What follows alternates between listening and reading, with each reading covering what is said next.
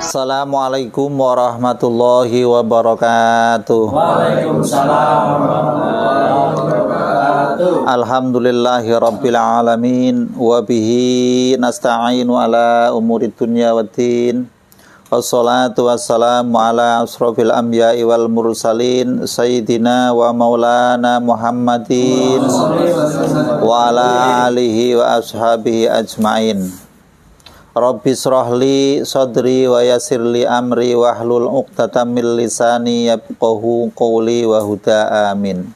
Raditu billahi rabba wa bil islami dina wa bi Muhammadin nabiyya wa rasula. Rabbi zidni ilman warzuqni fahman. Amma ba'du. Qala al-musannif rahimahullahu ta'ala wa nafa'ana bihi wa bi'ulumihi fid dharain amin ya rabbal alamin. Lahul Fatihah. Bismillahirrahmanirrahim. Alhamdulillahirabbil alamin. Arrahmanirrahim. Maliki yaumiddin. Iyyaka na'budu wa iyyaka nasta'in. Ihdinas siratal mustaqim. Siratal ladzina an'amta 'alaihim ghairil maghdubi alaihim waladdallin. Amin. Di situ ada keterangan Waqolal Qulyubi halaman 5 di atas itu ada, masih itu. Qulyubi itu ada? Ada. Waqolal Qulyubi fi sarhil mi'raji faidatun itu ada. Itu mau ngulas ini. 7 dari atas, 7 dari atas. Kalau di sini 5 dari atas. Ya, ketemu.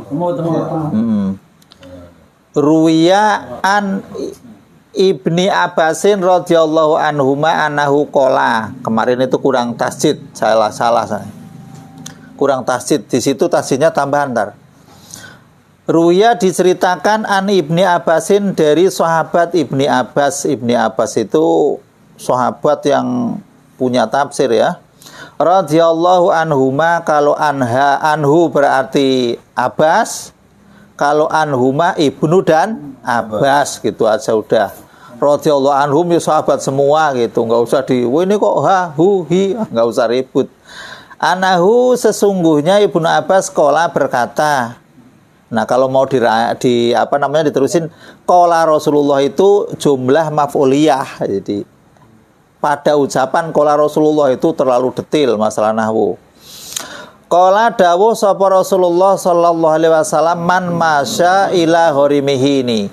Barang siapa yang berjalan pada orang yang menghutangi. Ini syarat nih ya. Jadi mau bayar utang bihaqihi dengan haknya man, yu'addihi ada tasydidnya di dalnya itu yu'addihi dengan keadaan mau bayar utang ilahi pada horim. Salat alaihi dawabul ardi, maka membaca solawat alaihi pada orang yang jalan tadi. Dawabul ardi apa? Hewan-hewan yang ada di bumi termasuk semut. Makanya semut juga kalau saya makan apel saya kasih sedikit sini biarin makan gitu, biar ngunduain kok sayang. Saya kasih bagiannya biarin. Rezeki. Jangan dipitesin, nggak boleh. Nggak boleh. Itu semua ikut mendoakan. Termasuk orang yang ngaji kayak gini doakan oleh semut, oleh hewan-hewan. Termasuk semua yang dilewati itu ikut mendoakan. Semua. Dari hewan, semua makhluk yang tersinari matahari dari ujung wetan sampai ke ujung kulon, yang ada di lautan, termasuk para malaikat itu mendoakan orang yang ngaji. Jadi jangan ceroboh kalau ada hewan sedikit kodok terus ditimpu, jangan. Kalau nggak perlu jangan. Jadi mau berangkat digigit. Lah kalau memang urusannya sudah menggigit, ya lain lagi kali ya. Jadi jangan kasar sama ayam, jago juga nggak boleh mentak-mentak. Soalnya jago itu juga termasuk udah dipesan oleh Rasul, termasuk nyamuk juga jangan kau mangklah-mangklah. Kalau orang Jawa itu nyumpahin nyamuk segala macam nggak boleh. Kalau memang waktunya mau dibunuh aja dengan cara yang baik, nggak boleh. Itu udah pesanan Rasul, dipesan. Wa nunul bihari, dan nunul bihari itu hewan-hewan yang ada di lautan. Aihi tanuha, maksudnya ikan-ikan yang ada di lautan. Jadi semua ikut mendoakan pada orang yang niat mau membayar utang. Permasalahannya bagaimana? Tapi redaksi di sini rada berbeda sedikit. Saya lacak ada di kitab namanya Kanzul Umal juga ada, di Zawaid juga ada, jilid yang keempat. Tapi makna sama. Kadang-kadang redaksi berbeda. Wahurisa, dan ditanamkan lahu bagi orang yang tadi yang mau bayar utang bikuli khotwatin, dengan setiap langkah. Setiap langkah khotwatin. Sajarotun, apa pohonan fil jannati, di dalam surga. Jadi setiap langkah ada tanaman surga. Kalau di sini wayam butuh lahu bikuli khotwatin sajarotun, setiap langkah itu akan tumbuh. Jadi setiap yang langkah tumbuh, langkah tumbuh, langkah tumbuh, itu adanya di kitab Zawaid. Nah, jadi redaksinya sedikit berbeda tapi maknanya sama. Jadi kalau di sini kitab ini, soalnya ini kan kitab nggak ada footnote ya kan? Ya saya lacak ada di kitab ini segala macam semua ada. Jadi semua yang ada di kitab ini kalau mau ngelacak ada, cuman setengah modar kalau ngelacak hadis itu. Kalau Quran gampang.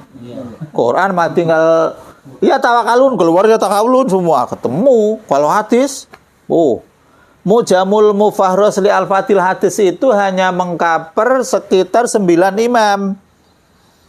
Bukhari, Muslim, Abu Dawud sampai Tirmidzi, Nasai. Itu yang dikarang oleh orang Belanda, orangnya bukan orang Islam padahal itu. Winsing namanya, Winsing. Itu bisa memahami hadis Imam 9. Jadi hadis Imam 9 itu kalau mau dicari kalkulatornya di situ. Misalkan kata man ro'a, keluarkan man ro'a, ntar keluar. Oh di Bukhari halaman sekian, oh di Nasai halaman sekian, di Muslim halaman sekian gitu, keluar semua. Itu orang kafir itu.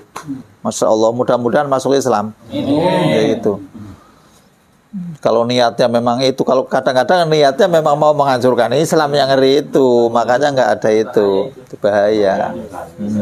Ada juga yang namanya madhahibu tafsir, madhab tafsir, itu yang orang juga bukan orang Islam katanya. Jadi semua tafsir-tafsir dikelola. Oh kalau tafsir ini begini, tafsir Marohi begini, ini begini. Ada yang namanya kitab madhahibu tafsir. Itu justru ngerinya itu di tengahnya kadang-kadang disusupi kalimat-kalimat yang itu ngeri. Sekarang juga udah banyak kitab-kitab misalkan di APK, aplikasi. Di aplikasi itu mengcover katanya semua hadis Imam 9, dicek. Itu hadis itu banyak yang hilang. Jangan percaya dengan aplikasi itu. Kalau hadisnya benar, kalau ada hadisnya itu benar, dicek. Tapi ada imam yang mendhaifkan hadisnya Imam Bukhari, sebagian didhaifkan, Imam Muslim juga didhaifkan. Padahal ulama dari zaman dulu sampai zaman sekarang yang ulama waras sepakat itu sahih setelah Al-Quran. Tapi didhaifkan. Ada dhaif Bukhari, dhaif Muslim. Naudzubillah kan? Itu namanya Syekh Albani. Orangnya kalau meninggal paling baru kemarin-kemarin.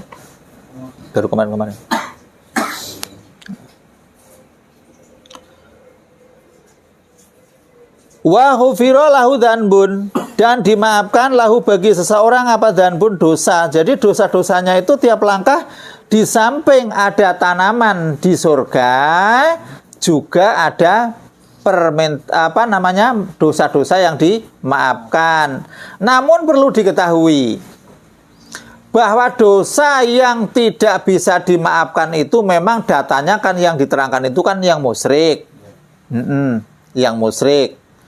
Tapi ada dosa yang memang kelihatannya sepele, tapi kok nggak dimaafkan. Nah, terusannya hadis ini saya lacak di dalam keterangan-keterangannya ada berapa hadis di sini? Ada 7 kalau nggak salah yang saya tulis, karena jumlahnya hampir 100 saya lacak. Jadi berat lah kalau 100 malah berat amat.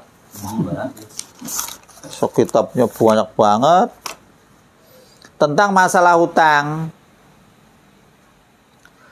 Pertama, ayyuma rajulin yadayyanu dainan wa huwa mujmi'un ala yuwafiyahu iyahu laqiyallaha sarikon. Nah, ini pertama ini yang kaitannya dengan utang tadi.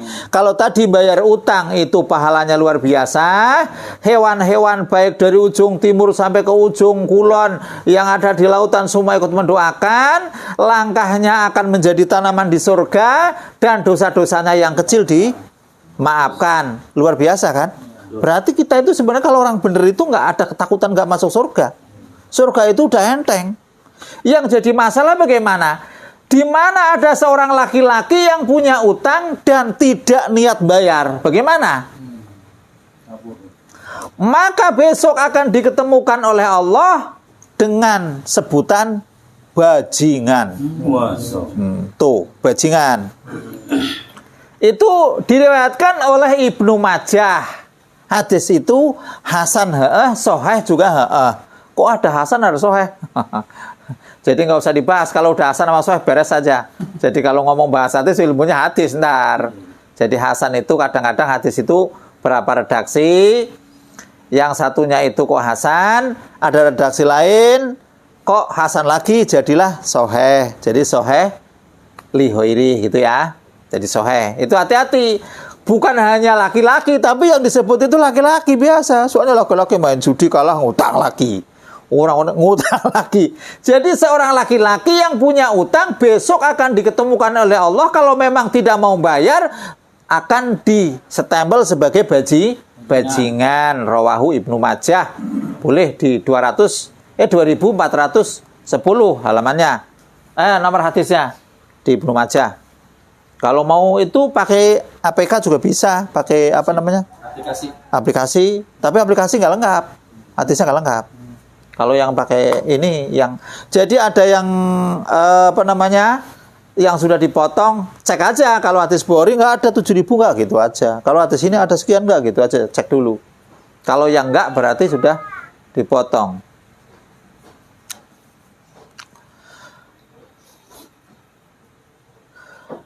Juga kalau memang merasa punya hutang, itu harus ada rasa takut karena memang dosa itu tidak bisa diampuni sebelum damai. Dikeluarkan hadisnya anna Rasulullah sallallahu alaihi wasallam qala yufaru li sahidin kullu danbin. Seorang yang mati syahid itu semua dosanya kullu danbin yo. Baik dosa besar, dosa kecil dimaafkan itu orangnya syahid. Iladain kecuali hutang. Masya Allah, segitu perang memberantas musuh segitu banyaknya, semua dosa sudah diampuni, hanya utang nggak bisa. Utang itu jangan senang utang, hati-hati. Jadi loh, kalau begini nggak dimaafkan terus bagaimana? Itu kan damai dulu di sana, Pak. Di sana juga masih ada damai, Pak. Di akhirat masih ada damai. Masih ada damai. Kalau ada yang nggak percaya, masih ada damai. Termasuk iblis dengan Nabi Adam itu yang dikisahkan di kitab Bada'i Zuhur, itu juga didamaikan oleh Allah. Kalau iblis mau minta maaf sama Adam, ya iblis bisa masuk surga. Tapi itu wale sudah ini kali ya, udah terlanjur, wah neraka juga biarin kali. Udah dibuar lagi, buang. Ntar tiap 500 tahun sekali disuruh damai lagi, tetap nggak mau. Masa Allah, masalahnya kok orang yang hatinya sudah keras kayak gitu kok susah bener. Ini hadis yang tadi yang yufaru li sahidin kullu dambin ilaten rawahu Muslim. Jadi diriwayatkan di kitab Imam Muslim. Jadi sudah jelas itu, Pak. Kalau yang punya utang, Masya Allah, sekalipun utangnya kecil, kalau memang orangnya masih ketemu, monggo diselesaikan.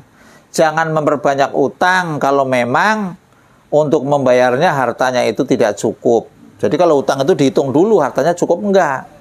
Kasihan kalau meninggal. Juga tidak boleh merasa tenang karena di sini kata Rasulullah sallallahu alaihi wasallam man mata wa alaihi dinarun au dirhamun.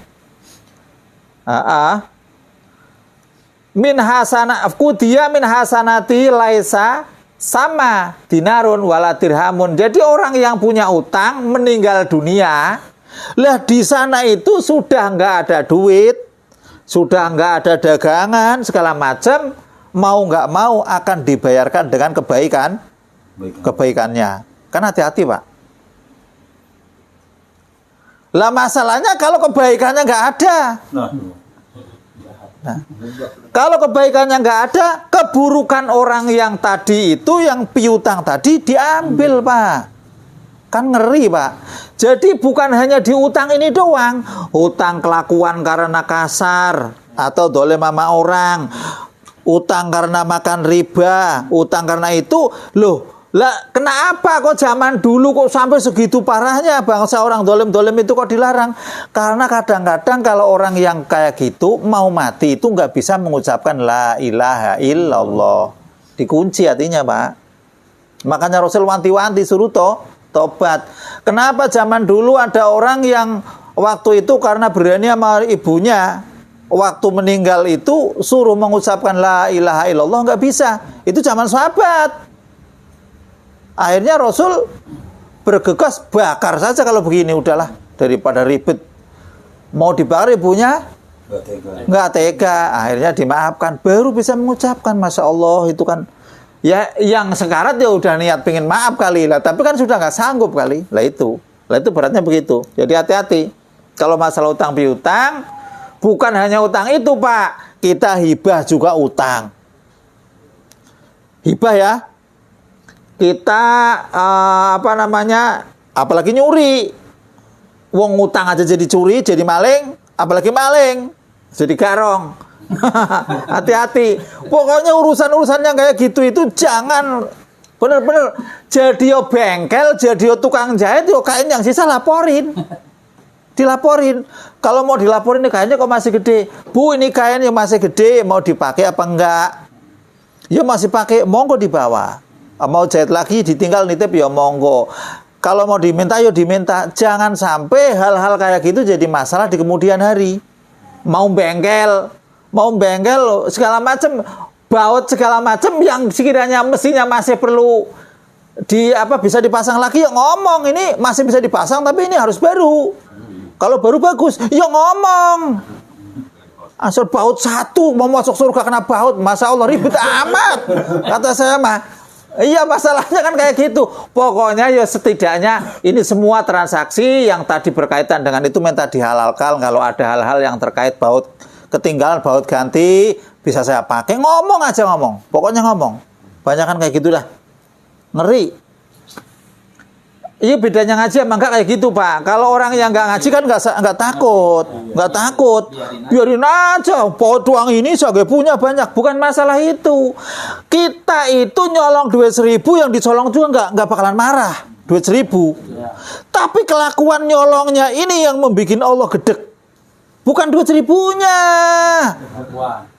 Jadi kelakuan nyolongnya ini yang akhirnya diponis oleh Allah bahwa ini adalah tetap maling. Itu. Jadi bukan masalah duit 1.000-nya.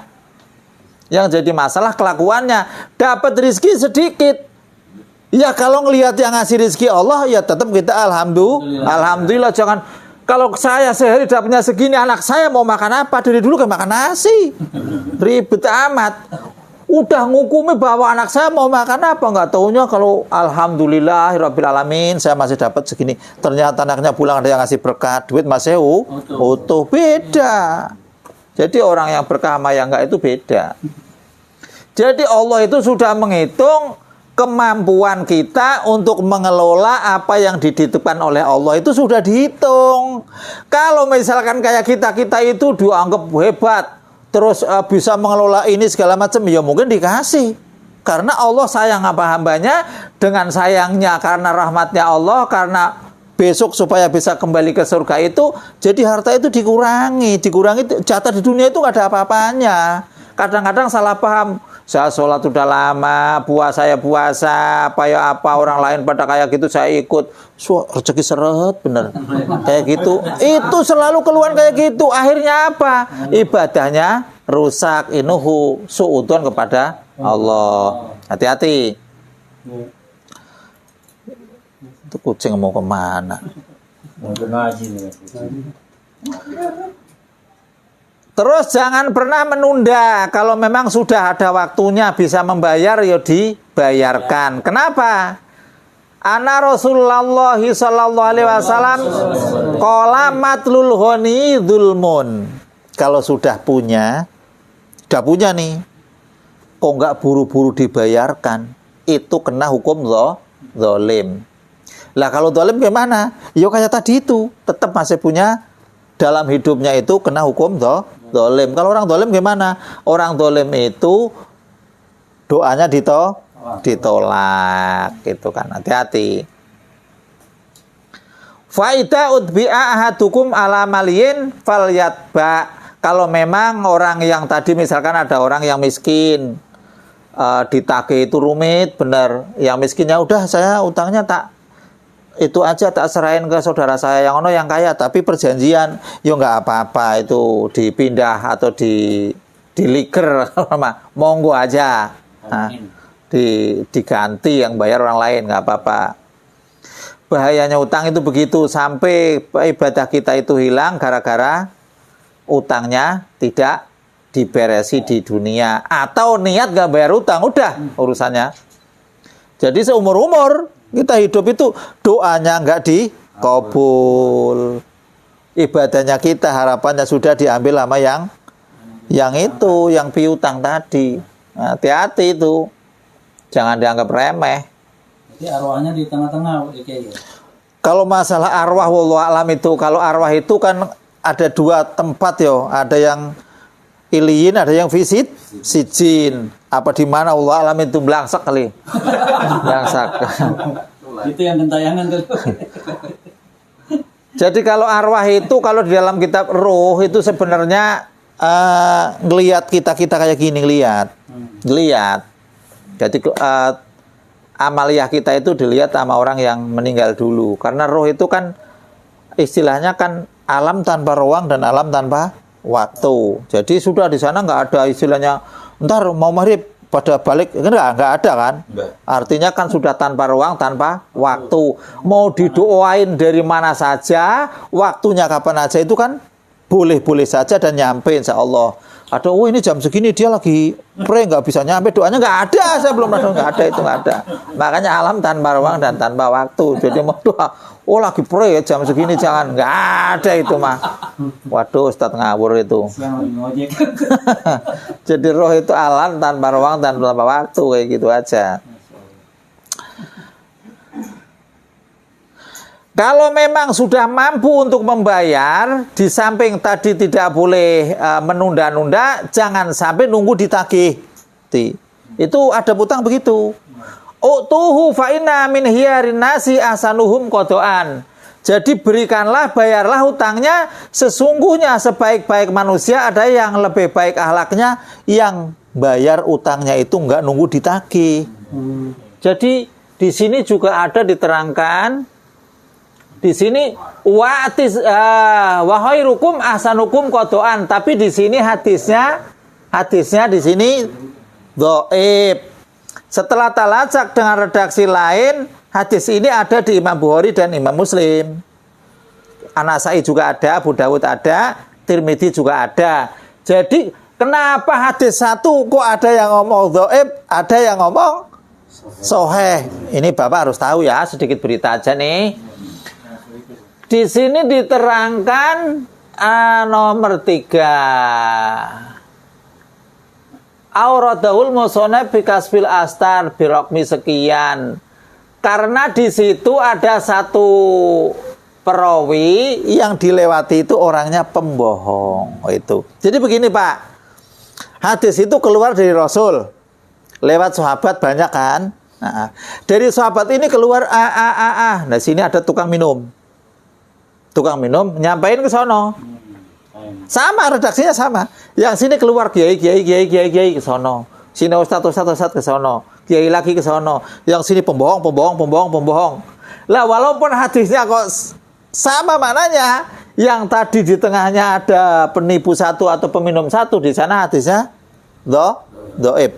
Pembohong di sini tetap, walaupun hadisnya ada tapi tetap dianggap pembohong karena ini pembohong. Orang biasanya bohong. Makanya di dalam status orang yang meriwayatkan hadis ada yang julukannya Dajjalun min Dajjajila. Dia adalah salah satu dajjal dari berbagai macam dajjal. Satu. Ada juga al-kadzab, pembohong di hadis itu. Ada juga yang ngomong kadzabun, berbagai macam bohong semua. Jadi hati-hati. Jadi jangan geger kalau ada hadis yang mengatakan satu dhaif, yang satunya sahih. Walaupun hadisnya sama, Bapak ngambilnya yang rawahu Bukhari atau rawahul Muslim. Kalau ngambilnya dari dhaif, sekarang contoh aja. Sama-sama kita ibadah. Yang satu patokannya Quran, yang satu patokannya hadis, yang satu patokannya dengan kata orang non-Islam lah. Orang apa, agama Hong Wilaheng misalkan ya. Yang kita berpatokan dengan agama Hong Wilaheng tadi, walaupun amalannya bagus, tetap nggak ada pahalanya. Kata orang ahli wayang, orang Jawa yang suka wayang itu, kata Semar begini-begini, nasihat Semar. Lah kamu kok kata Semar? Semar kayak ngomong gak pernah. Kata Semar. Semar kata Dalang. Dalang kata siapa? Mending ini mah kata Semar. Jadi Semar ngasih nasihat itu. Terus diposting, masukkan Facebook. Semar mengatakan begini. Lah kamu kalau ngamal menurut Semar, walaupun kau bener ya, minta pahalanya apa Semar? Nah itu aja udah. Semar membleh. Jadi kalau kita amal sama-sama amalnya baik, kita cari yang redaksinya Quran atau hadis yang baik. Jangan ngikuti hal-hal yang kata ono karena ini kata itu nggak benar. Jangan salah loh. Semua orang yang beragama di dunia ini, baik arodi atau samawi, agama langit atau agama bumi, pasti semua pingin benar. Cuman karena terhalang dengan kuncinya surga tadi, la ilaha illallah, maka semua tertutup. Lah kita udah kasih kuncinya kok repot. Jadi kuncinya dipegang. Cuman yang kayak begini-gini ini yang ganjel kunci ini. Giginya jadi nggak keluar. Gara-gara ini utang nggak dibayar, bikin dolem sama orang, akhirnya kuncinya nggak keluar gigi. Jadi nggak keluar gigi repot. Yalah kalau nggak bisa ngebuka surganya lah repot. Sebenarnya kita itu diturunkan di dunia, dikasih kuncinya mau balik ya kan? Baliknya ke surga karena Adam itu diusir. Dam, kamu keluar. Tapi dikasih kuncinya. Dam, kamu keluar. Tapi dikasih ongkos. Robbana dzulamna anfusana. Ongkosnya itu. Sebenarnya dikasih ongkos, dikasih kunci. Buat balik. Lah ini anak cucunya ini belangsak. Dia ongkosin. Oh, ongkosin enggak mau dikasih kuncinya enggak lah. Saya belum butuh kunci itu katanya. Masya Allah. Hati-hati. Jadi sebenarnya sudah itu. Ada hadis yang satu lagi bahkan seandainya ini disampaikan kepada halayak bagaimana Rasul? Jangan ntar orangnya nyantai, nggak mau ibadah. Ada hadis yang begitu. Ntar pada waktunya. Jadi sampai sahabat, wah ini kabar gembira. Kalau saya sampaikan kepada teman-teman gimana? Jangan. Hati-hati. Ntar orang pada layahan nggak mau ibadah. Karena memang sudah ada dasar itunya. Jadi kalau dipikir-pikir kita la ilaha illallah itu kuncinya surga. Adapun ibadah itu memang untuk mendukung. Kan setiap keterangan kan darajat fil jannah. Berarti kan kuncinya sudah kepegang, tinggal nunggu derajat kan kayak gitu. Orang yang dari rumah wudu jalan ke masjid diangkat derajatnya di surga. Derajat bukan dimasukkan surga, sudah masuk surga. Derajat kayak gitu. Cuman kita harus tahu mana yang bisa menghilangkan kunci. Hati-hati. Nah ini yang bahaya nih.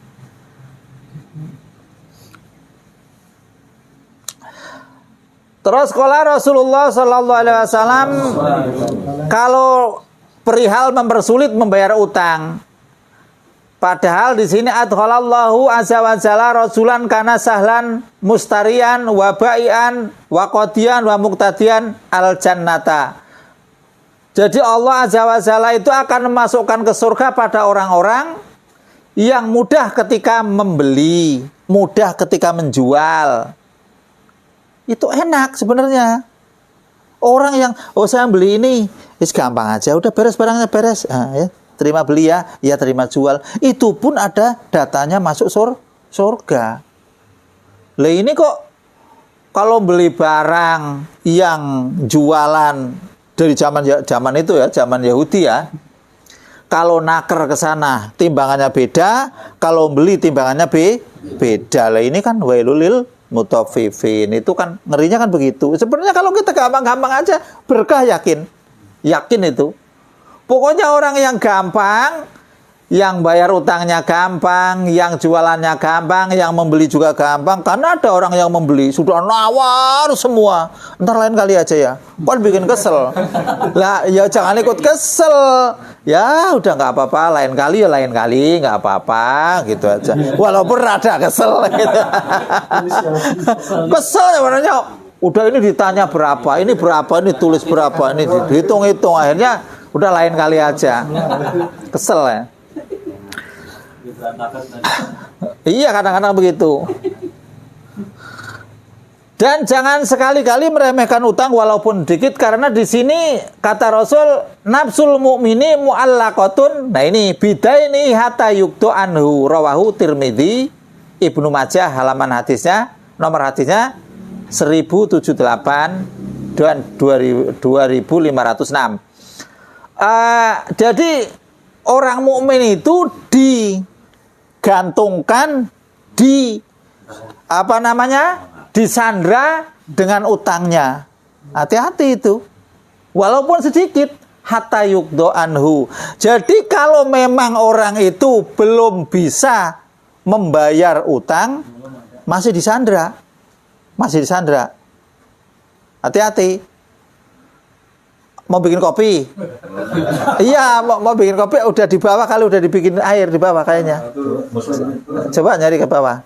Jadi kalau memang disandra, berarti orang itu tidak bisa mempunyai hak masuk surga sebelum utangnya itu didamai.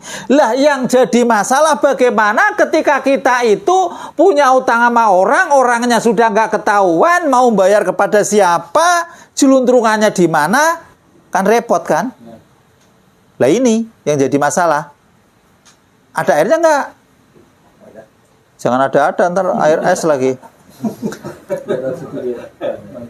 Lah mau nggak mau, kalau kita sudah mempunyai utang sama orang, sulit untuk membayarnya, dicari dilacak keadaannya nggak ketemu.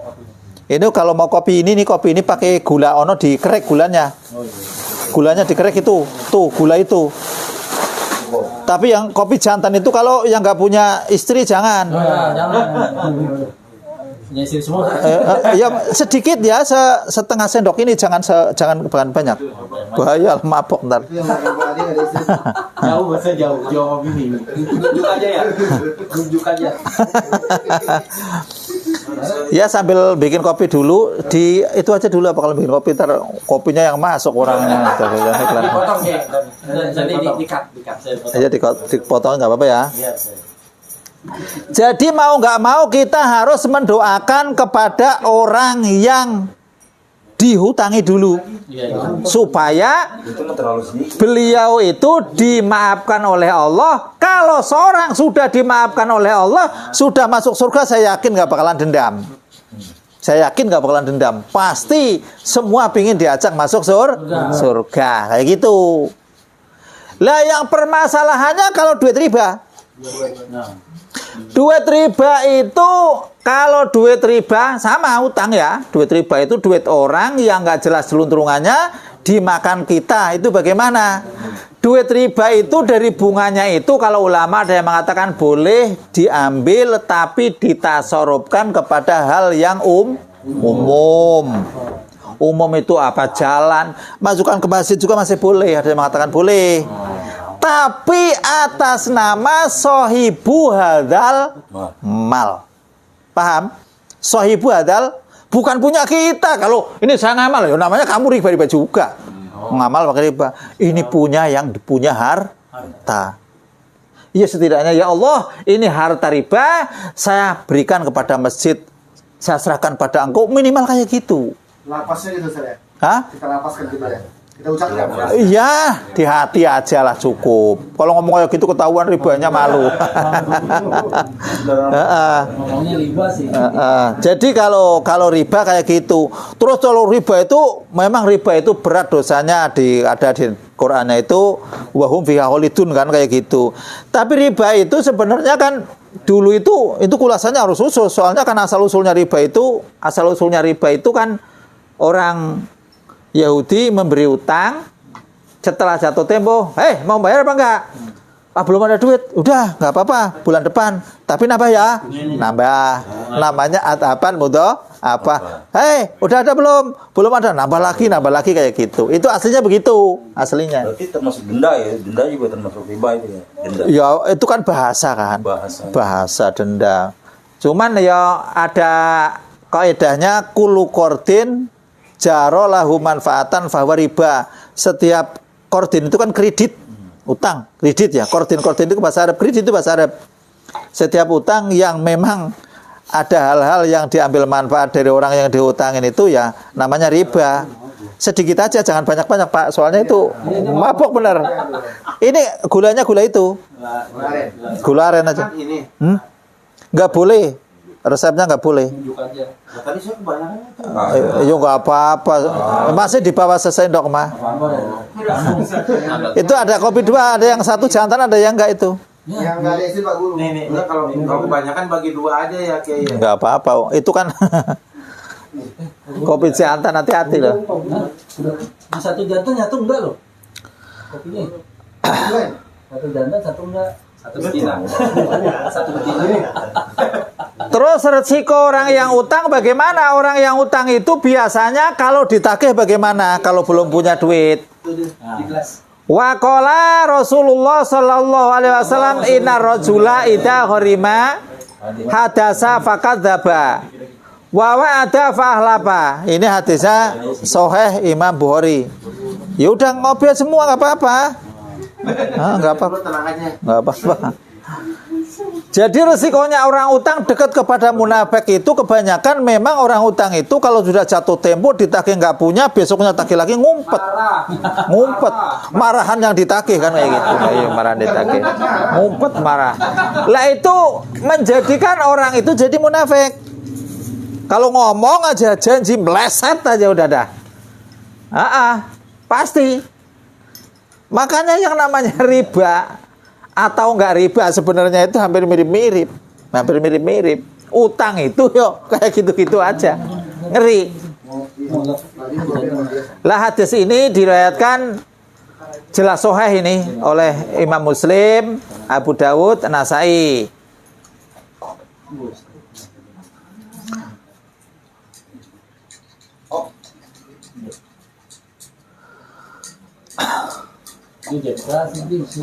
Tapi ketika kita itu diberi kebaikan sama orang, misalkan minjem duit kepada orang yang baik-baik, kok kita diberi pinjaman, di situ juga harus ada imbal baliknya sesuai dengan waman ata ilaikum ma'rufan fakafi'uhu fa illam tajidu fad'uhu lahu hatta ta'lamu an qad kafatumuhu rawahu Nasai. Hadis ini sahih.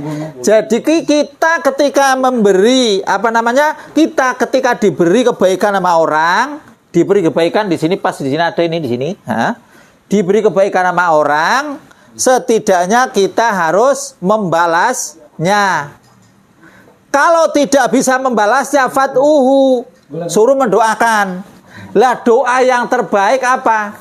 Jazakallahu khairan. Itu sudah faqad ablahu. Di hadis yang ini begitu. Jadi doanya cukup itu. Jazakallahu khairan katsira, monggo. Enggak usah, mudah-mudahan kamu doanya panjang, alah belibet itu orang. Orang nggak biasa ini, nggak biasa Cukup, itu sudah cukup. Ini data riba udah ada itu sebetulnya udah ada rancang 10 kitab ada. Kalau riba itu semacam gimana itu yang kayak gimana? Riba itu asal kata dari kata tadi kulu qardin jaro lahu manfaatan fahuwa riba ya. Di sini sedikit singgung ya. Ini ada pertanyaan ini kalau ini. Udah pertanyaan?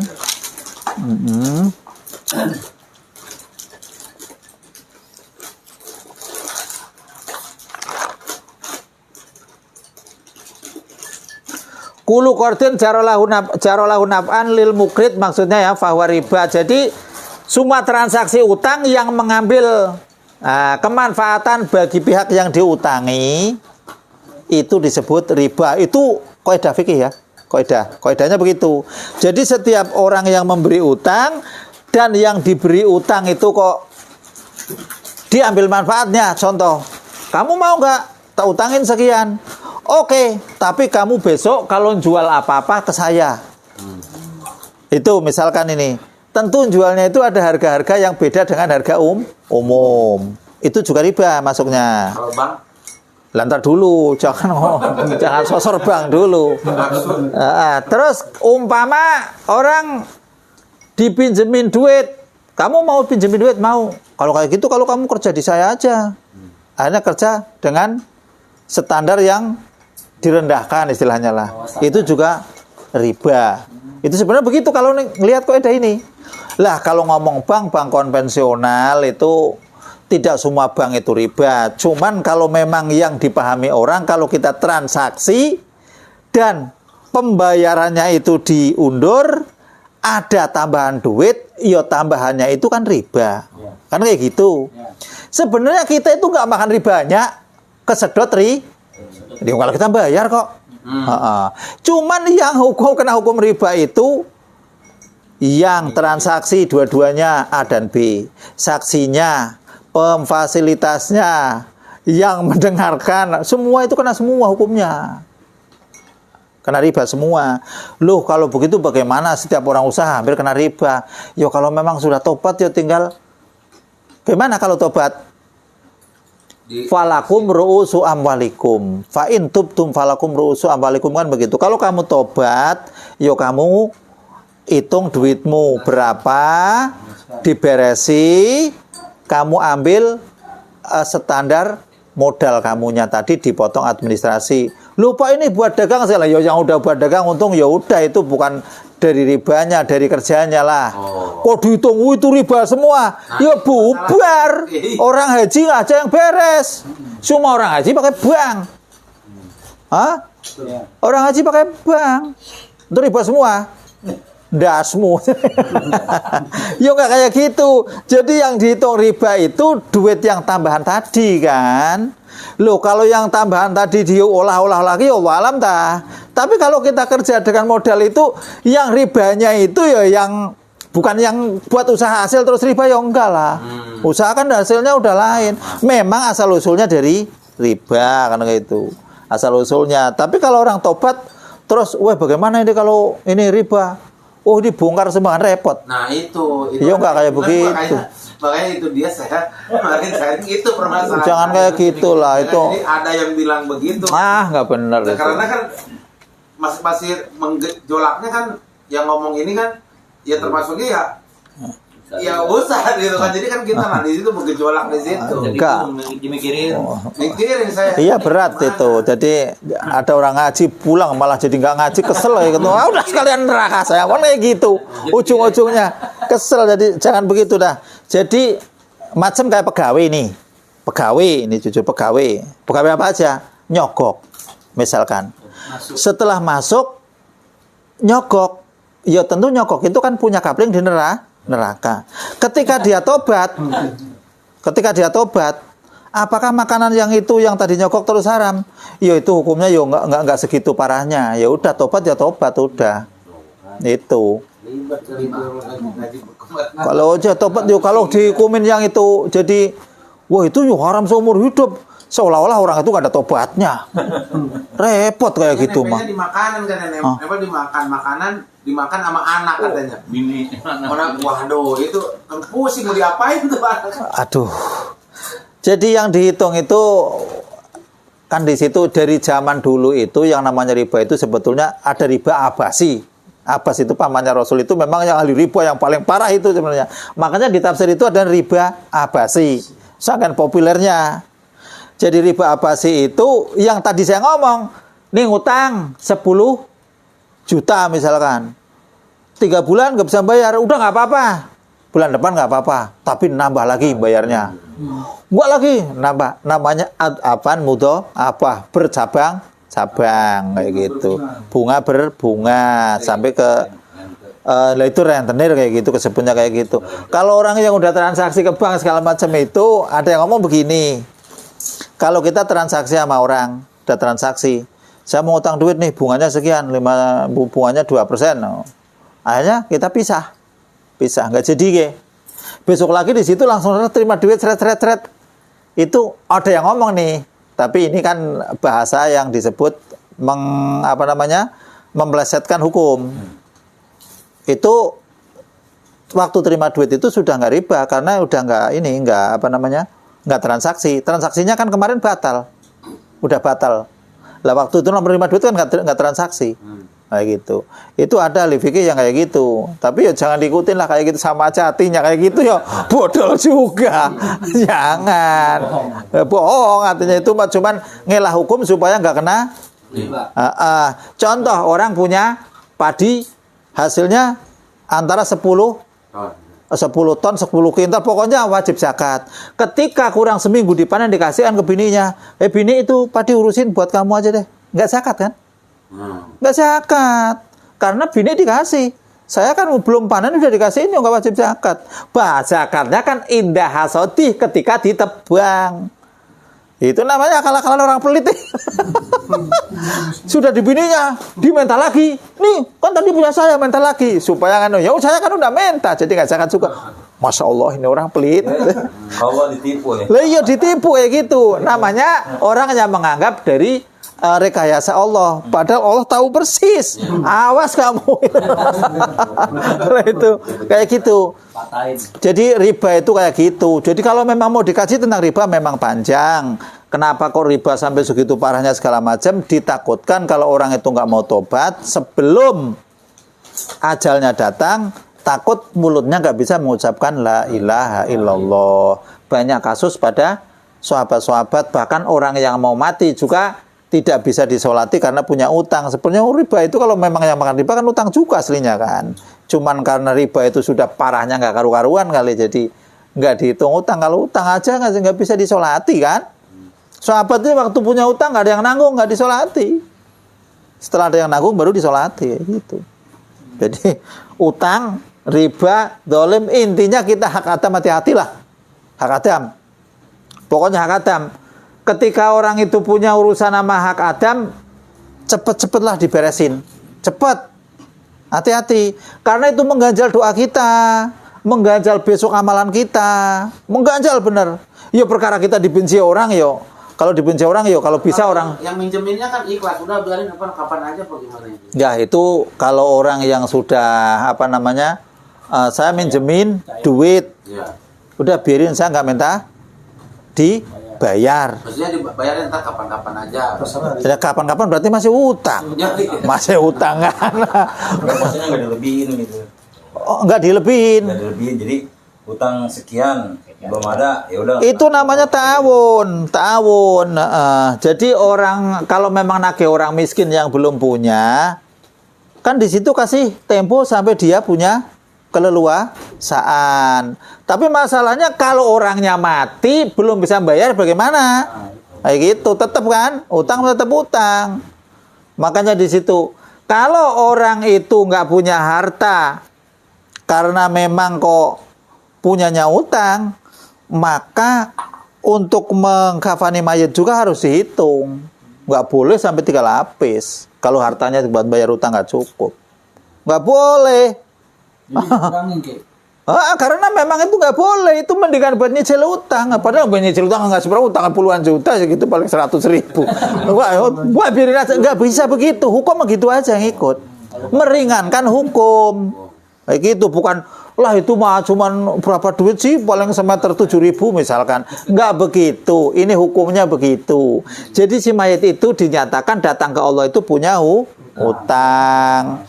Jadi nggak boleh dibungkus dengan yang banyak, cukup 1 bungkusan saja. Kalau memang nggak ada yang nanggung gitu. Makanya orang yang nggak punya ahli waris itu ya utang piutang itu harus diberesi sebelum meninggal. Kalau yang punya ahli waris mending, ahli waris masih ada yang nanggung kan. Bukan diikrarkan itu kan yang pakai ya. Lah itu makanya mau disolati itu. Ya, jadi berarti kan si mayit itu udah nggak bawa utang. Nggak bawa utang. Jadi kan ditanggung sama ahli waris. Iya. Peninggalannya lah gitu. Cuman herannya itu ahli warisnya ngomongnya siap menerima dengan 2 tangan terbuka, giliran ditagih katanya mana kwitansinya, kan repot. Makanya kalau waktu itu langsung datang.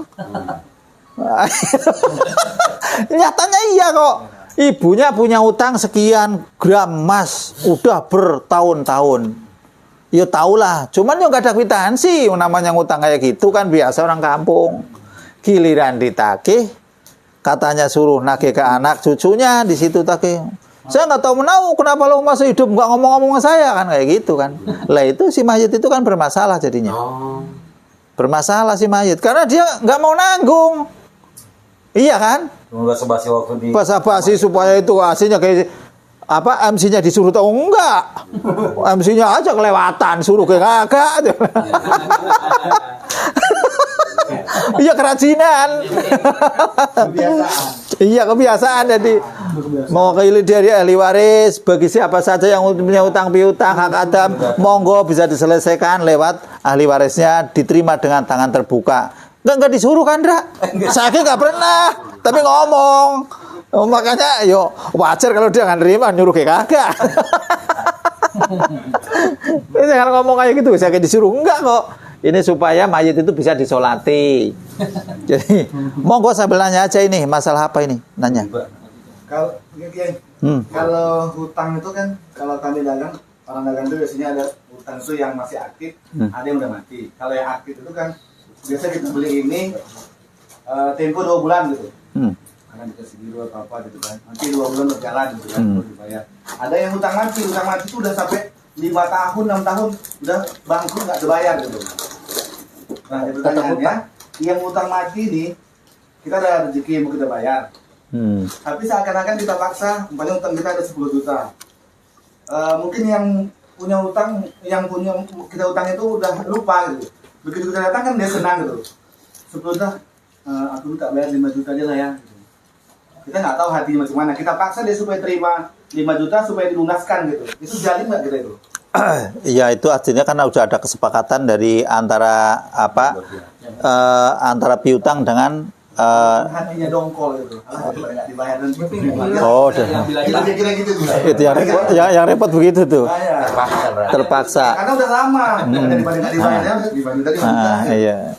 Tapi dongkol juga kan kalau dibayar 5 jutanya kan seneng ya. Seneng ya dongkolnya rada hilang berarti. Yang kurang 5 juta tuh zalim nggak kita?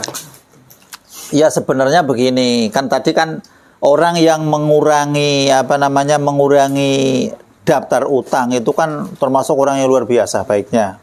Luar biasa. Misalkan si A punya utang 1 juta, ketika bayar dipotong. Itu bagus banget itu. Itu hal Rasul gitu kan. Kalau yang sekarang kan kebalikan, si A punya utang 1 juta, kalian bayar, awas lu kalau nggak nambahin, kan kayak gitu. Kalau yang bener kan, si A punya utang 1 juta, ketika bayarnya setelah tati-tati ngumpulin duit sudah setengah mati, loh kenapa kok dipotong 100.000 misalkan? Karena kita itu punya nilai sodako sebanyak 1 juta per hari kali berapa bulan. Nilai sodakonya itu, jika kita ikhlas. Ketika kita itu kok memang orangnya itu memang sebetulnya kok mampu, namanya mutlil ghani, tapi nggak mau bayar, lah resiko dia di akhirat itu kebaikannya diberikan kepada yang mempunyai duit tadi, yang ngutangin, masa utang atau piutang apa ya piutangnya gitu. Kayak gitu. Lah ketika di dunia kadang-kadang ini daripada 10 juta nggak balik mendingan 5 juta tapi kita bisa keputer. Iya memang rada dongkol. Tapi kalau dibayar segitu juga tetap kita bersyukur. Tetap bersyukur walaupun dongkol-dongkol juga. Soalnya saya juga nggak punya urusan yang kayak gitu, kayak punya. Gede, bukan sedikit, gede lah istilahnya kalau buat beli barang-barang itu gede. Ya dongkol. Tapi kalau memang saya pikir lagi kembali, ya Allah, Allah itu yang mengatur bahwa utang ini nggak dibayar itu karena efeknya Allah itu sudah tahu persis bahwa seandainya dibayar ada efek yang lebih jelek barangkali. Ya husnudon aja sama Allah. Sejauh kita nagih kok memang sudah nagih, tetap kita nggak dibayar bagaimana? Kan kayak gitu. Jadi orang yang punya piutang itu sebenarnya tiap hari itu sedekah senilai itu. Asal hadisnya sahih itu, asal ikhlas. Kadang-kadang pagi mikir siapa saja yang belum bayar ini. Lah kalau pagi-pagi udah mikirnya kayak gitu, maka duniamu rupek, sempit. Tapi kalau pagi-pagi mikir itu, mikirnya apa? Mikirnya itu hal-hal yang negatif. Jadi dibuang jauh-jauh, jadikan hal-hal yang positif. Insya Allah ketemunya positif semua. Paling Gitu. kalau didoain ya. Mendingan didoain. Biar lancar. Biar lancar gimana habis cepat mati. Cepat masuk. Oh, memang baik doain biar lancar, biar rezekinya bagus ya nggak apa-apa. Tapi di dunia itu begini. Ketika kita itu pingin rezekinya bagus, gitu ya. Pingin ditolong orang, ya nolong sama orang, gitu aja udah deh, gampang. Innallaha fi aunil abdi madamal abdu fi auni ahi, bentuk apapun sesungguhnya Allah itu akan menolong hambanya selagi hambanya menolong pada temannya. Ini bahkan menolong ini nggak harus kepada manusia, pada hewan sekalipun.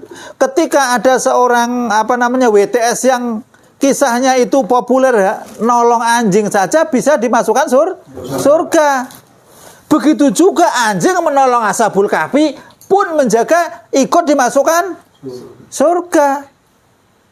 Jadi kita itu sebetulnya surga itu sudah, wah anjing masuk surga kok. Iya kan? Anjing masuk surga, WTS masuk surga, bajingan masuk surga. Banyak yang kayak gitu. Kita yang ibadah tiap hari tiap malam gara-gara ribut sama utang kayak gini kan sayang bener. Permasalahannya WTS nggak punya utang barangkali. Kalau dia punya utang Nyangkut. Mati syahid nggak bisa kok. Gara-gara punya utang, sekalipun mati syahid tetap ditahan, didamai dulu. Nah itu. akhirnya lebih baik WTS ketimbang kita yang punya utang gitu ya. Nah kayak gitu ribet, iya kan? Mending. Enggak, kira-kira. Utang tetap boleh muamalah, tapi harus ada perhitungannya. Yang utang itu senilai harta kita yang ditinggalkan itu. Seandainya buat ini segala macam itu harus ada kecukupan dan ada sisa buat anaknya, kayak gitulah. Jangan utangnya kalau rumahnya dijual nggak kebayar, anaknya belangsak, utang nggak kebayar kan kayak gitu. Jadi rezeki itu sebetulnya nggak usah nafsu banget dah. Dagang biasa aja. Yakin kalau niatnya lillahi ta'ala, memang di situ itu ada nilai-nilai itu, istilahnya nilai-nilai yang apa ya?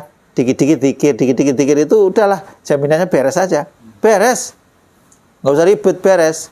Jadi rezeki itu memang ada rezeki yang dijamin, ada rezeki yang diusahakan, ada rezeki yang macam-macam ada.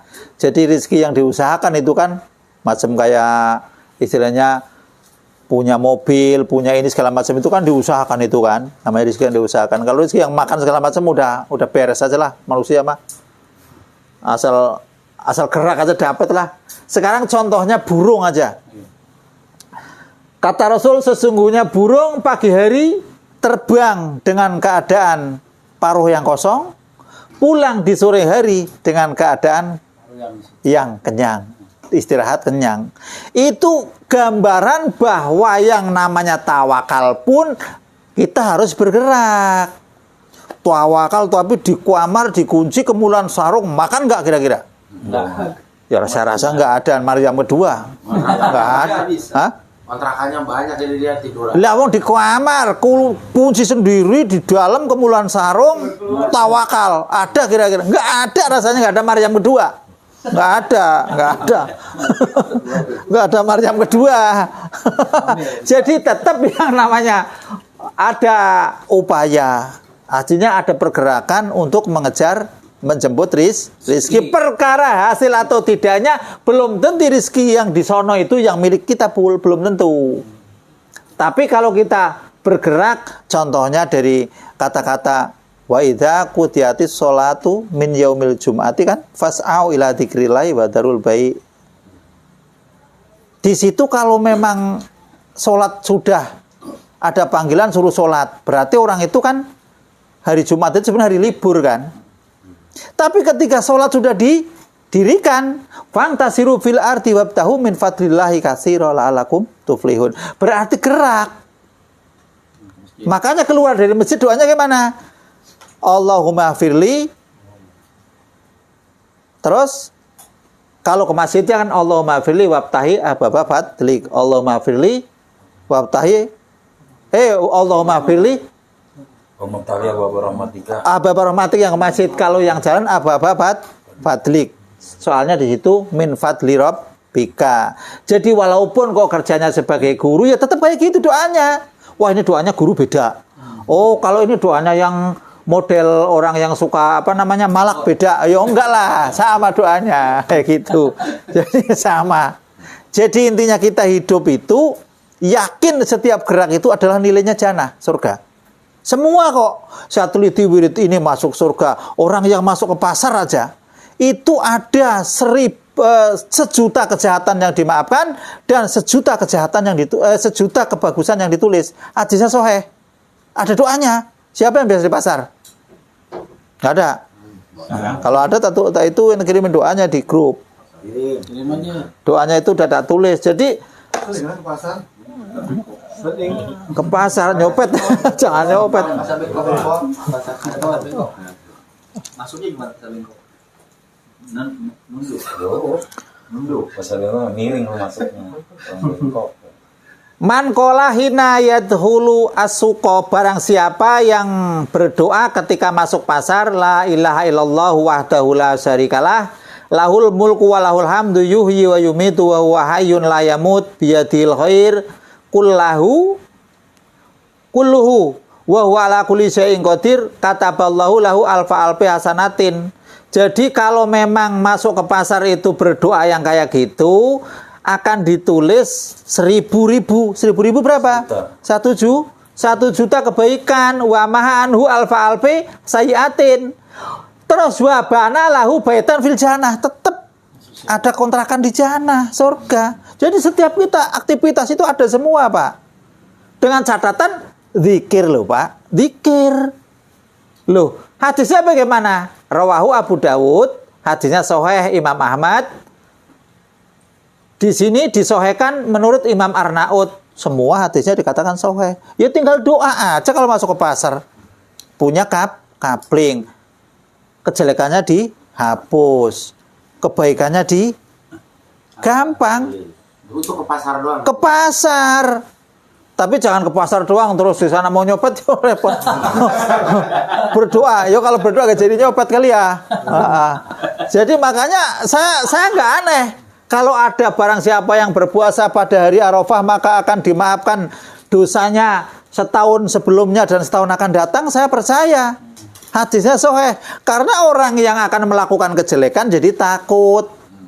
Bukan berarti, wah saya tak ngebukin orang udah dimaafkan. Ya enggak begitu. Artinya ketika kita mau ngebukin orang, karena sudah dimaafkan oleh Allah, enggak jadi. Kayak gitu, Pak. Pahamnya begitu. Jangan pahamnya, wah udah dimaafkan ini. Ya Rasul kan begitu. Di hadiah surat Al-Baqarah itu kan begitu. Ya Rasul. Kalau Rasul itu, kalau keanehan-keanehan calon Rasul namanya irhas. Kalau sudah jadi Rasul sama Nabi namanya mukjizat. Kalau pada wali namanya karomah. Kado pada ulama-ulama namanya ma'unah. Kalau pada orang yang biasa IQ-nya tinggi itu namanya mazidah atau maziyah, tambahan lah. Tambahan. Kalau pada orang yang tidak mau ibadah tapi kok neko-neko kok hebat semua itu namanya istijrot gitu aja udah. Jadi kita ada di mana gitu aja udah. Kalau kita kecebur kalian tetap belangsak, ya berarti nggak masuk kemana-mana. Wali lain, ulama lain, bajingan juga bukan.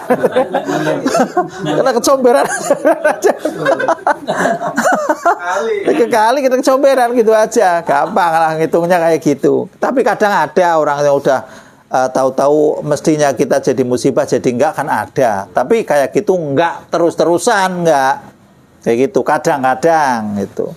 Itu namanya maunah lah, kalau orang ahli ibadah masih dihitung maunah gitu. Kembali ke soal riba, jadi gini, yang mau saya tanyain, gimana ketika kita mau bangun sebuah usaha, kan ya minjem sama tetangga nggak mungkin karena nggak ada, karena duitnya kan duit gede. Kita minjem satu contoh 1 miliar, sudah tercatat memang total pengembalian dalam 1 tahun itu sekian. Artinya ada ruginya, riba deh. Cuman kita kan sebagai orang yang memberikan, maksudnya bukan kita makan duit ribanya, cuman memang hukumnya kita sama-sama mendukung lah ya. Hukum riba. Gitu. Nah permasalahannya, setelah 1 tahun ini utang itu kita bayar lunas, segala macam semuanya. Nah, apakah sisa-sisa atau yang dimaksud dengan mungkin kalau anak kita bandel atau segala macam, itu ada bekasnya dari soal riba itu, ataukah setelah kita selesai dengan bank itu udah selesai, jadi sisa yang harta yang kita punya ini sebenarnya itu ya sudah tidak masalah dengan masalah riba. Umum aja, umum ya. Umum. Jadi orang yang makan riba itu kan barang haram gitu ya gampangnya. Jadi hadisnya soheh, benar-benar soheh. Kullulah min nabataan haramin, redaksi lain kullulah min nabataan suhtin, maknanya haram dan suhut sama. Fannaru alabi. Jadi setiap daging yang tumbuh, darah daging yang tumbuh. Nah, kenapa orang kok malas ibadah? Kenapa orang itu dibimbing kok sulit? Kenapa orang ini diarahkan kebaikan kok malas? Kenapa orang itu kalau diajak yang damai-damai kok nggak mau? Karena memang sumbatannya itu dari haram. Mohon dicek sendiri-sendiri. Jadi haram. Jadi haram itu bukan ngajak kita ke barokah, tapi ngajak kita ke malah petaka. Perkara itu kok jadinya anak bagaimana? Kamu bisa belajar ke orang-orang yang itulah, yang bergelut dengan riba. Ilmunya manfaat nggak anaknya gitu. Lihat aja. Itu aja. Orang yang ngono lah, jangan tetangga sendiri. Orang yang misalkan jelas-jelas orang itu gelut dengan riba. Misalkan kayak Kosipo yang asli itu ya, itu kan. Itu cuma sekali minjem doang, begitu selesai lunas, udah dong berarti harta yang sisanya ini. Tapi kamu sudah tahu kalau itu riba, sudah tahu bahwa antar mau tobat kan begitu barangkali, gitu. Lah itu yang nggak benar. Ya dulu. Kita minjem nih, tapi itu buat modal usaha. Kalau duit udah gede selesai, enggak? apakah utang kita udah selesai dengan bank? Nah ini yang hasil usaha yang harta kita ini, apakah masih dihitung harta riba juga? Atau? Tadi kan udah disebut ya. Oh, iya. Tadi udah disebut.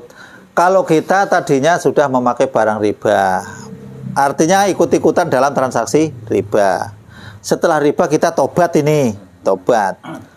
Dulu saya melihat pada zaman sahabat juga duitnya nggak suruh menghanguskan soalnya. Berarti kan duit itu boleh dipakai dengan catatan berhenti. Cuman ada orang yang bahasanya saya tak minjem ono ntar gampang tobat. Biasanya orang yang kayak gitu tidak nyampe selesai nggak bisa tobat. Itu ancamannya begitu ngeri. Jadi begini, wah saya tak jadi badung aja lah, biarin lah, ntar gampang tobat. Paling saya kayaknya masih lama hidupnya. Perasaan. Orang kan kayak gitu. Ntar lah saya besok lagi aja sholat, seolah-olah kayak besok masih bisa sholat. Perasaan kan begitu orang, karena meyakini. Lah orang yang kayak gitu biasanya man asa ala syai' fa mata ala syai', atau dibalik, man mata ala syai' fa asa ala syai'. Barang siapa yang hidupnya memang kayak begitu, matinya bakal begitu. Itu yang ngeri kan di situ. Takutnya ya kalau yang tadi udah telanjur riba segala macam dipotong total, bagus, sudah beres lah. Insya Allah kesananya tinggal diberesin aja. Tapi yang belum ya jangan, ntar kalau tak itu ntar gampang tobat. Ya bahaya itu. Bahaya. Berarti kalau yang udah tahu itu ya janganlah. Sebab begini. Jadi rupanya Allah itu sudah menakdirkan kita itu dalam hal aktivitasnya segala macam kan sudah tertulis. Jadi setan itu dengar. Jadi setan itu udah tahu bahwa si A itu kaya. Setan menggoda karena dengan kekayaannya ini bakal dapat, akhirnya digoda, diplesetkan ke jalur babi ngepet, ke jalur pokoknya yang hal-hal yang negatif. Tapi ada orang yang memang pingin kaya lewat babi ngepet, yang menjalur ini tukang becak contohnya itu pingin itu segala macam. Yang penting saya kaya, pasang pakong sampai tidur di kuburan, nggak kaya setan nggak mau goda, tahu dia miskin. Jadi udah ada tulisnya. Setan udah tahu ya. Udah tahu informasinya kan dulu kan. Makanya di dalam kitab itu kan waro zaman nuju menayirati kulla rojimin fiha limarqahu.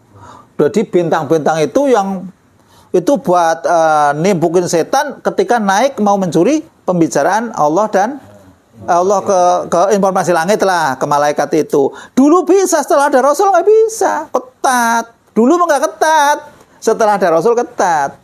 Makanya si dukun itu punya cerita 100, umpama ada yang benar cuma 1, nggak mungkin lebih dari 1, nggak mungkin. Hadisnya sahih kok. Jadi cerita dukun itu yang informasinya diinformasikan 100 itu umpama ada yang benar 1, bisa jadi meleset semua. Makanya ada yang berhasil dari dukun itu, ada yang berhasil minta nomor. Tapi kan ratusan orang itu yang dapat 1 doang. Itu yang pas itu setannya pas ngomong itu pas. Jadi jangan percaya. Pas lagi lempeng dulu. Jadi setannya itu pas yang itu diomongin duluan itu. Makanya narik yang lain. Jadi datang semua. Jadi nggak usah inilah. Sekarang kalau orang sudah ditakdirkan, misalkan ditakdirkan jadi orang misalkan sedang-sedang saja, punya harta banyak, ya nggak bisa ngelola. Pokoknya kalau orang yang mau kaya, mau apapun, kemana usaha tetap jadi kaya, tetap nggak harus itulah, nggak harus. Kan pernah dikisahkan itu salah satu sahabat itu kan, karena memang sudah ditakdirkan kaya itu, ketakutan kalau orang kaya itu repot besok urusannya sama Allah itu kelamaan. Berdoa pengen jadi miskin. Akhirnya hartanya itu diadul-adul suruh dibelikan korma yang busuk. Semua korma busuk dibeli dengan harga mahal.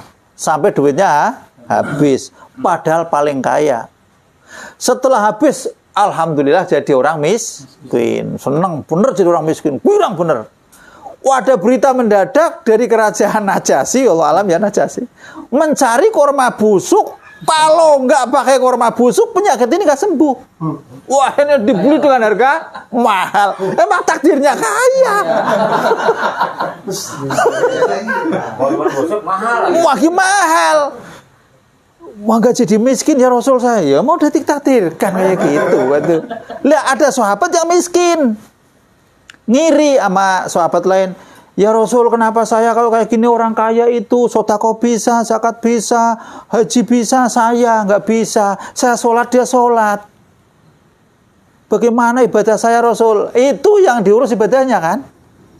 Yaudah, kamu tak bisikin. Kamu suruh baca Subhanallah sekian kali, 33. Alhamdulillah sekian kali, Allah Akbar sekian kali, tanpa kayak gini ya. Nggak bakalan orang yang dulu dan yang kapan datang kalau yang nggak baca kayak gini nggak bakalan bisa ngejar pahala. Akhirnya girang bener, wah, baca sholat mentekut. Giliran dibaca yang kaya dengar juga baca, ya Rasul, ini yang kaya baca juga Rasul. Ya itu rezeki dia, udah memang dikasihkan nugrahan, ya udah. Jadi orang miskin kaya sudah ada takdir-takdirnya, bener. Jadi nggak usah direpotin. Kalau saya tidak minjem duit bank, saya malah bahaya. Ya malah bahaya omongan begitu kan. Ya sebisa mungkin bagaimana sih ya? Ya mungkin nyari yang rada-rada syariah mudharabah bagaimana mungkin ya, meminimalisir lah mudharabah. Ini emang rupik di Indonesia, hidupnya udah merdeka lama tapi orangnya muslimnya banyak, tapi kok gelut kayak gitu yo tenang-tenang saja. Iya. Jadi saya rasa orang yang muslim sampai sekarang saja sholat aja Fatihah nggak tahu artinya. Banyak loh bener. Banyak. Itu kan orang muslim aman-aman saja. Surganya seolah-olah itu benar-benar kayak udah tiket beneran. Lantar bab sholat terada dibaca artinya, terus dikulas sedikit-sedikit. Setidaknya membaca Quran 1 juz itu tidak lebih baik daripada 1 ayat yang diartiin, yang tahu artinya kan begitu. Selebihnya tidak lebih baik daripada orang yang menghayati dan mengamalkan. Ya kalau bisa itu banyak tadi diamalkan. Memang kalau baca Quran banyak segala macam itu salah satu dari ciri-ciri kiamat. Quran dikucur rame, lomba banyak, tapi isinya tidak ada. Itu bahaya juga. Itu ciri-ciri kiamat. Hatinya juga soe. Tuh, jamnya sudah mendekat jam 10. Satu lagi kayak kalau masalah yang tadi hutang itu tetap harus kita bayar berarti. Harus kita bayar. Jangan sampai tadi yang antara rohnya kemana-mana yang tadi itu. Iya, gampangnya kayak gitu. Itu belum paham tuh, oke? Gimana? Yang tadi dikatakan udah lunas. Nah, lunas nih ya, utang kita ya di bank. Terus harta kita miliki udah hasil lunas. Apa kita masih tahu dengan utang bank itu? Itu kan udah beres, nggak ada urusan. Sah udah tuh ya. Udah. Masih milik sendiri udah sah. Dengan catatan tobat, Iya. jangan ngulangi lagi. Di misalnya gitu. Kalau orang tobat itu semua itu beres-beres semua, nggak ada yang diituin bermasalahkan. Yang dari masalah itu Jadi yang taubatnya ini maksudnya semua yang terkait dengan masalah bank seperti giro, check up segala macam udah selesai. bukan. Apa gitu? Artinya kita yang berkaitan dengan ribanya. Kalau kita memakai apa namanya jasa bank segala macam, ya nggak apa-apa yang sekiranya itu. Yang dimaksudkan kita masih bergelut dengan riba itu tidak boleh lah. Nggak usah minjem lagi, orang udah cukup. Iya udah cukup. Atau toh ternyata yang minjem juga kan nggak mesti hasil kan. Lah yang nggak hasil itu kan sudah nggak hasil, ngomel-ngomel, wah nambah riba dosa. Ini nambah parah aja kan. Nyatanya saya ngelihat orang yang usaha minjem kayak gitu kan nggak semua berhasil kan. Ada yang malah drop, mau ngutang lagi rasanya juga sudah nggak dipercaya kan kayak gitu kan. Nah itu kan repot. Ya maksudnya kita hidup ini kan sebenarnya kan tinggal disuruh terima apa adanya aja udah, kalau sudah nggak usaha nggak mampu kan kayak gitu. Tapi tetap gerak kayak burung tadi. Burung aja ngedut doang enggak kok, tetap gerak kok, terbang soroser sambil main-main dapat balik gitu kan. Ini mah di rumah tongkrong doang, kemulan karung ngopi, bubar urusan mah. Nunggu tetangga meninggal doang ya repot. Nunggu apanya lagi? Kirain tetangganya mati. Iya kalau tetangganya mati, yang mati sendiri repot. Nggak dapat berkat. Udah, wallahu alam bishawab. Assalamualaikum warahmatullahi wabarakatuh. Waalaikumsalam. Rokok